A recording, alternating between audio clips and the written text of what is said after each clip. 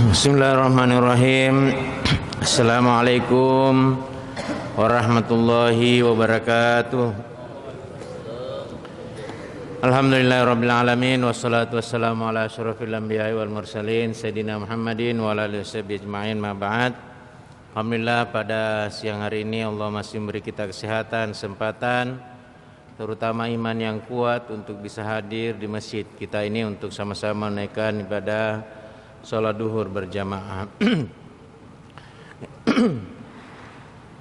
Ya, pada kesempatan ini tema kultum kita adalah tentang berbuat baik. Ya, mengapa ini penting? Karena bulan ini adalah bulan Maulid Rasulullah Sallallahu Alaihi Wasallam yang walaupun usianya sangat singkat 63 tahun, tapi sudah berabad-abad Nabi diikuti ajaran-ajarannya, diteladani sifat-sifatnya, diperingati kelahirannya, dan selalu berselawat kepadanya jutaan miliaran manusia.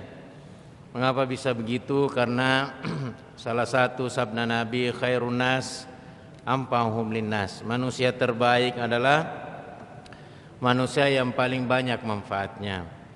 Saya ingin menyampaikan satu ilustrasi. Kemarin kami WR4 bersama Rektor WR3 Dekan Hukum mengikuti acara pelantikan pengurus IKA UMI se-Jabotabek di Jakarta. Dan kemarin alhamdulillah kita sebagai UMI sangat bangga sekali karena alumni-alumni UMI sudah berkiprah di nasional. Banyak sekali di anggota DPR RI, dan ada salah satu dari Hakim Agung, ya, namanya Dr. Ibrahim. Beliau sangat bangga sebagai dosen UMI yang berkiprah di sana, dan sempat beliau cerita kepada saya pengalaman beliau. Salah satu pengalamannya yang bisa kita jadikan inspirasi ketika beliau studi di Belanda, ya.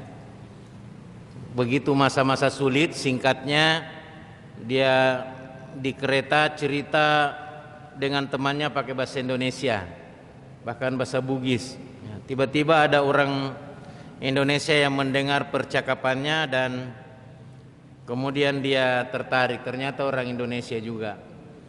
Dia bilang, kamu dari mana? Bilang Indonesia. Indonesianya di mana? Di Sulawesi Selatan. Sulawesi Selatannya di mana?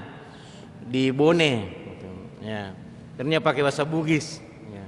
Kemudian cerita siapa orang tuamu di mana, tempat tinggalmu di Bone.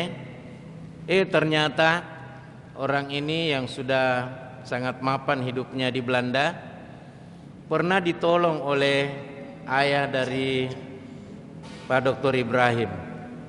Sehingga dia kenal dan dia bilang, pokoknya selama kamu tinggal di Belanda, kesulitan apa yang kau hadapi kasih tahu saya. Sampai akhirnya dia berhasil studinya dan ini.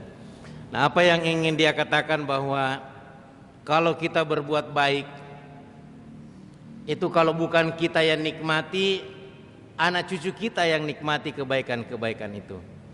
Karena itu ya, saya juga kemarin itu sangat bahagia sekali karena di antara alumni itu ada yang datang, Ustadz, ayah, saya pernah diajar ayah. Dan ketika saya diajar itu saya sangat terinspirasi dan alhamdulillah saya sekarang sudah berhasil tinggal di Jakarta ini. Satu kekayaan yang luar biasa bagi kita dosen atau karyawan. Karena itu Bapak Ibu sekalian, terutama dosen karyawan, adik-adik, ya janganlah berhenti berbuat baik, karena dengan kebaikan itu walaupun kecil itu akan dikenang dan kemudian tercatat, ya. May ya'mal mithqala dzarratin khairan yara, may ya'mal mithqala dzarratin syarran yara. Siapa yang berbuat baik sekecil apapun kebaikan yang dilakukan pasti dicatat dan akan dibalas kebaikan itu. Tapi ingat, sekecil apapun kejahatan, keburukan kita lakukan pasti akan diperlihatkan, ya. Tapi kalau kita bertobat sekedar diperlihatkan saja, tidak ditimpakan musibah. Karena itu berbuat kebaikan baru niat saja kita sudah mendapatkan pahala dari Allah Subhanahu wa taala. Karena itu saya mengajak kepada kita semua untuk selalu berbuat baik ya dalam kehidupan kita, sekecil apapun kontribusi kita, terutama untuk memajukan Universitas Muslim Indonesia yang kita cintai dan banggakan ini. Terakhir saya ilustrasikan ada seorang penjual buku yang datang ke kampus, kemudian dia mau mengantarkan buku untuk dekan, tapi di lantai 4 harus naik lift. Ketika dia mau naik lift, satpamnya berkata, ini tidak boleh lewat lift ini. Yang bisa lewat lift ini hanyalah yang bergelar doktor dan profesor. Ya. Kalau Anda mau naik lantai 4 silakan naik lantai 4, naik tangga. Ya, dan selama dia naik tangga itu pulang, dalam hatinya bertekad saya harus doktor atau profesor. Dia mendaftar kuliah dan singkat cerita dia kemudian menjadi seorang doktor. Dan setelah doktor dia datang ke kampus itu cari itu Pak Satpam. Ternyata Pak Satpam sudah pensiun. Dia cari ke rumahnya. Ya, sampai di rumahnya dia tanya, apakah Bapak dulu yang bertugas ya di sana? Iya betul. Kenapa kau cari-cari saya? Dia bilang, Bapak ingat saya? Lah tidak, siapa kamu? Bilang, Bapak lah yang melarang saya dulu naik lift. Oh, kalau begitu apa maumu? Mau kau balas dendam sama saya? Dia peluk ya sambil menangis dan dia berterima kasih. Saya terima kasih kepada Bapak karena Bapak dulu melarang saya naik tangga lift itu. Dari larangan Bapak itulah saya bertekad untuk meraih doktor dan alhamdulillah saya doktor. Saya datang ke sini bukan mau bikin perhitungan, tapi saya mau berterima kasih karena Anda mendisiplinkan saya waktu itu, kemudian saya bisa sukses seperti sekarang ini. Karena itu Anda sekalian, kalau ada dilarang ini dilarang itu, penegakan disiplin jangan dianggap sebagai sebuah hukuman yang harus dilawan dengan ini, tapi ambillah hikmahnya dan itu akan memberi motivasi dan inspirasi untuk meraih yang terbaik.